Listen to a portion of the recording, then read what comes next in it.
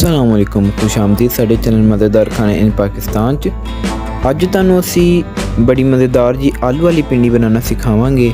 तुसी वीडियो नूं स्किप नहीं करना, पूरी वीडियो वेखनी है। तो चलो चलदे हां वीडियो की तरफ। सब तो पहले तुसी 1 किलो पिंडी ले लेनी, जिन्हों तुसी छोटा छोटा कट लेना है। उस तो बाद किलो प्याज उन्होंने तुसी लंबा लंबा कट लेना है।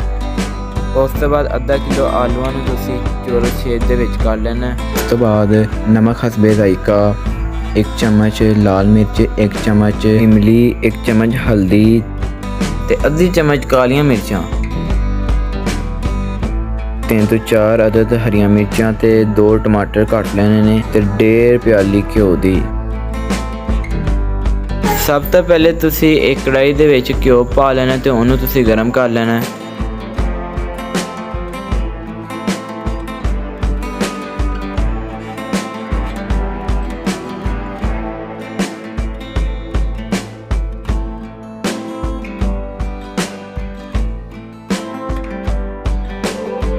घ्यो गर्म हो उस तो बाद इहदे विच तुसी भिंडियां पा देनियां सारियां। उदों तक तुसी पकाना जदों तक ब्राउन ना हो जाए चंगी तरह। जदों ब्राउन हो जाएगी उस तो बाद इहनूं कट लवांगे।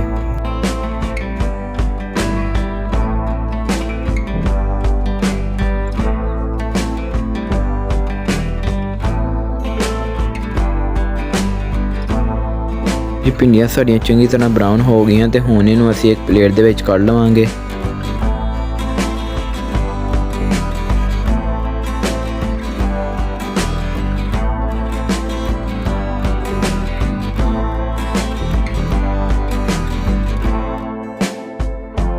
उस तो बाद ਉਹੀ ਘਿਓ ਦੇ ਵਿੱਚ ਅਸੀਂ ਆਲੂਆਂ ਨੂੰ ਵੀ ਪਾ ਦਾਂਗੇ ਤੇ ਉਹਨਾਂ ਨੂੰ ਵੀ ਪਕਾ ਲਵਾਂਗੇ। ਆਲੂਆਂ ਨੂੰ ਤੁਸੀਂ ਫੁੱਲ ਨਹੀਂ ਪਕਾਣਾ, ਥੋੜਾ ਜਿਹਾ ਇਹਨਾਂ ਨੂੰ ਕੱਚਾ ਰੱਖਣਾ ਹੈ। 70 ਤੋਂ 80% ਤੁਸੀਂ ਆਲੂ ਨੂੰ ਪਕਾਣਾ ਹੈ। ਲੋ ਜੀ ਆਲੂ ਸਾਡੇ 70 ਤੋਂ 80% ਪੱਕ ਚੁੱਕੇ ਨੇ ਤੇ ਹੁਣ ਇਹਨੂੰ ਅਸੀਂ ਬਾਹਰ ਕੱਢ ਲਵਾਂਗੇ।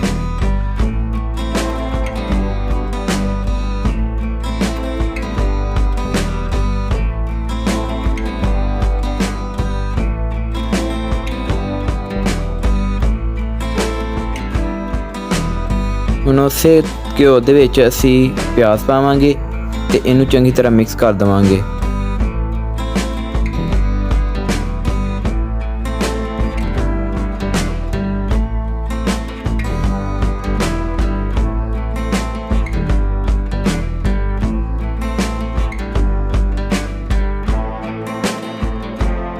ਹੁਣ ਇਹਦੇ ਵਿੱਚ ਅਸੀਂ 1 चम्मच नमक, 1 चम्मच हल्दी, 1 चम्मच सुक्का धनिया, इमली ते 1 चम्मच लाल मिर्चा पा के इनू चंगी तरह मिक्स कर देवांगे।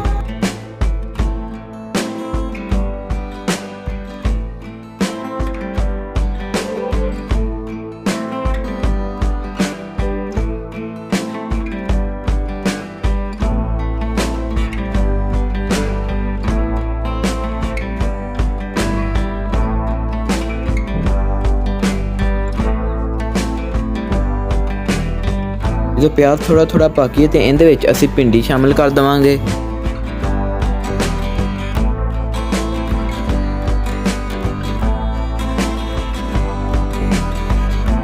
ते आलू भी शामिल कर देंगे।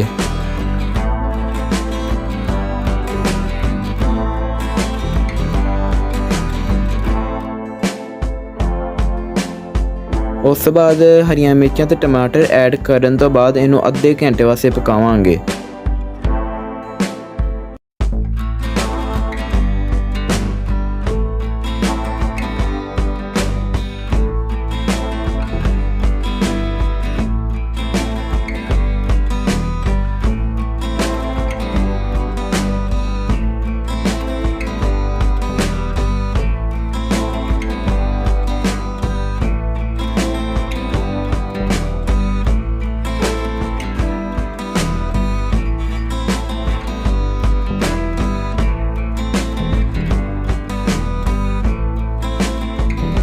लो जी मज़ेदार जी आलू वाली पिंडी साड़ी तैयार हो चुकी है। अगर तुहानू ये रेसिपी पसंद आई है तो साड़ी वीडियो नू लाइक करो तो साडे चैनल मज़ेदार खाने इन पाकिस्तान नू अगर तुसी हजे तक सबसक्राइब नहीं किया तो उन्होंने सबसक्राइब करो तो नाल दे घंटी दे बटन दबा के आल ते क्लिक कर दो ताकि नवीं आने वाली वीडियोस तुहाडे तक सब तो पहले पहुँच सके।